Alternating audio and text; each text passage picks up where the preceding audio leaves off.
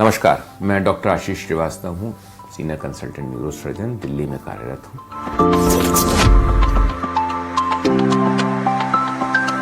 एक ऐसी चीज हुई हमारे जीवन के अंदर अभी कुछ समय पहले जिसका दूरगामी प्रभाव पड़ रहा है हमारे जीवन पे, और वो है कोविड का इन्फेक्शन या संक्रमण। कोविड एक ऐसी बीमारी थी अभूतपूर्व, पहले कभी देखी नहीं गई उस तरह की बीमारी। जो उस समय प्रभाव हुए वो तो हम सब जानते हैं, लोगों की मृत्यु हुई।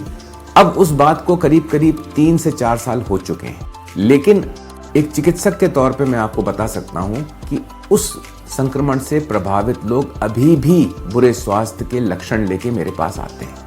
अब जो हैं वो थोड़े से कम तीव्रता वाले लक्षण हैं, लेकिन बहुत तकलीफदेह, नुकसानदेह लक्षण हैं। तो सबसे पहले मैं बात करना चाहूंगा हमारे शारीरिक स्वास्थ्य और ताकत के ऊपर। शक्ति जो है हमारे शरीर की, उस पे प्रभाव पड़ा। जिन लोगों को कोविड हुआ और जो निकल आए उससे स्वस्थ होके, वो अब साल, 2 साल, 3 साल के बाद बताते हैं कि हम पहले बहुत काम कर लेते थे, अब काम नहीं होता, निढाल हो जाते हैं, थक जाते हैं, बहुत जल्दी थक जाते हैं। इसके अतिरिक्त जिन लोगों को उस समय सांस की या श्वास की समस्या हुई, वो अब कहते हैं कि हमको सांस लेने में परेशानी होने लगी। कोई दमे की शिकायत नहीं थी, कोई संक्रमण नहीं हुआ, कोई निमोनिया नहीं हुआ। इसके अतिरिक्त बहुत से लोग कहते हैं कि हमारी मांसपेशियों में दर्द होता है, जोड़ों में दर्द होता है, और दवाइयां दीजिए थोड़ा बहुत आराम आता है, बाकी नहीं आता है। इसके अतिरिक्त मस्तिष्क पे कोविड का बहुत बुरा प्रभाव पड़ा है।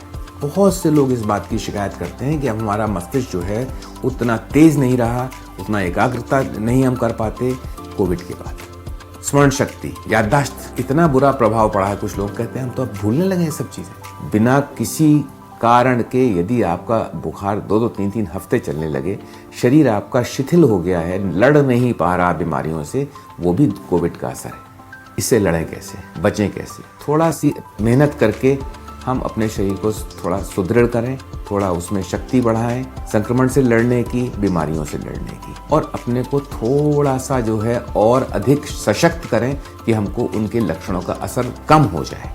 जैसे व्यायाम करना, सांस लेने का व्यायाम करना, और मांसपेशियों को, जोड़ों को क्रियाशील या गतिशील रखना, ताकि उनके ऊपर जो दुष्प्रभाव पड़ा है उसका असर कम।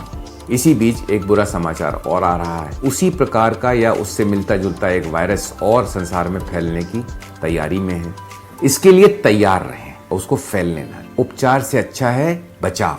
यदि हम उससे बच के रहने का पूरा प्रयास करते हैं तो हमको वैसी स्थिति शायद दोबारा ना देखनी पड़े जैसी कोविड में हुई थी। धन्यवाद।